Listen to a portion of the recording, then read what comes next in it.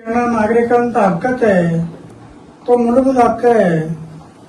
त्यासाठी आम्ही त्यासाठी लढलो अनेक वर्ष. माहिती घेणं हा नागरिकांचा हक्क आहे.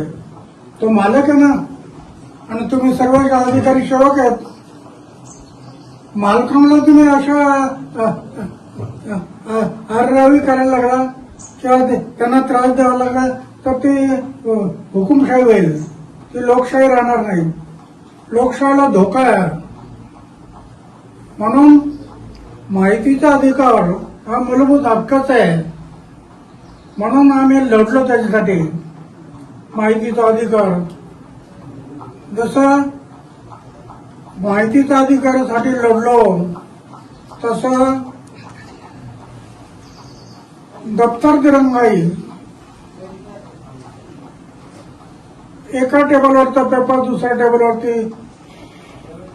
वेळेच्या आत गेला पाहिजे. दप्तर दिरंगाई, बदल्यांचा कायदा, हेच अधिकाऱ्यांसाठी जो अन्याय होत होता अधिकाऱ्यांवरती, म्हणून तीन मनाला तो बदला करायचे, मनाला तो कुठे टाकायचे.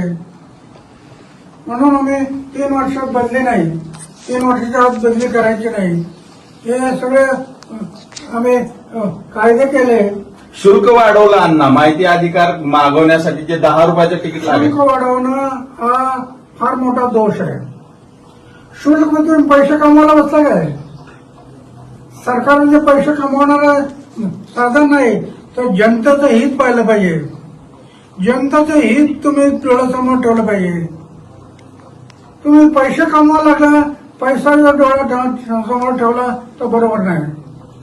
बरोबर. अपीलीय अधिकाऱ्याने आता ठरवायचंय की माहिती द्यायची का नाही, आणि ती किती दिवसात द्यायची हे सुद्धा ठरवणार आहे अपीलीय अधिकारी. हे नाही, माहितीचा अधिकार तुम्ही सरकारने नाही ठरवायचं. माहिती एकदा दिली, आता नॉर्मल तुमचं एक तिकीट होतं, तिकीट ते बरोबर होतं. नाहीतर कोणी माहिती यायला काही गरज नसताना माहिती मागायला लागली तर बरोबर नाही. पण तिकीट हे बरोबर आहे. पण तुम्ही 10 रुपयाच्या माहितीचं 10 रुपयाच्या तिकिटाच्या ऐवजी 30 रुपये करायला लागला तर शासन पैसे कमवण्याच्या मागे लागलं असं म्हणायला. तुम्ही काय बोलणार? ही जनतेची छळवणूक आहे. जनतेची छळवणूक होते. तुम्ही जनतेचं हित पहा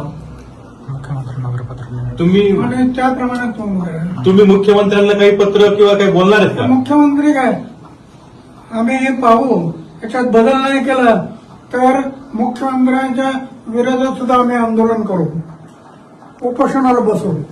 एक उपोषण माहितीच्या अधिकारासाठी केलं. माहितीचा अधिकार, दप्तर दिरंगाई, बदल्यांचा कायदा, एवढ्या 10 कायदे, लोकपाल, लोकायुक्त, 10 कायदे केले. हे जनतेच्या हितासाठी केले. सगळे जनतेचं हित. माझ्या आयुष्यात झोपण्याचा बिस्तर आणि जेवणाचं ताट आहे, काही ठेवलं नाही. माझं बँक अकाउंट कुठं असतं माहित नाही. पुरा जीवन समाजाच्या सेवेसाठी लावलेलं आहे. आणि समाजावर अन्याय होत असेल तर पुन्हा एकदा उपोषण. याच्याशिवाय माझ्याकडे दुसरा पर्याय नाही. कारण माझ्याकडे काय पुढे मोठा संघटन नाही, कुठं काय नाही. पण उपोषण हा माझा मार्ग आहे. आणि मी आतापर्यंत एवढे उपोषण करत आलो, त्याच्यातून 10 कायदे केले. आता पुन्हा एकदा वेळ पाहिली तर वयाच्या 90व्या वर्षी पुन्हा एकदा उपोषण करण्याची वेळ आली तरी मी मागे घेणार नाही. जनतेच्या हितासाठी मी जीवन अर्पण केलं ना. जगेल ते समाजासाठी, देशासाठी, आणि मरेल ते समाज आणि देशासाठी. ते व्रत घेतलं मी. सच का साथ SS न्यूज को लाइक कीजिए, शेयर और फॉलो करें.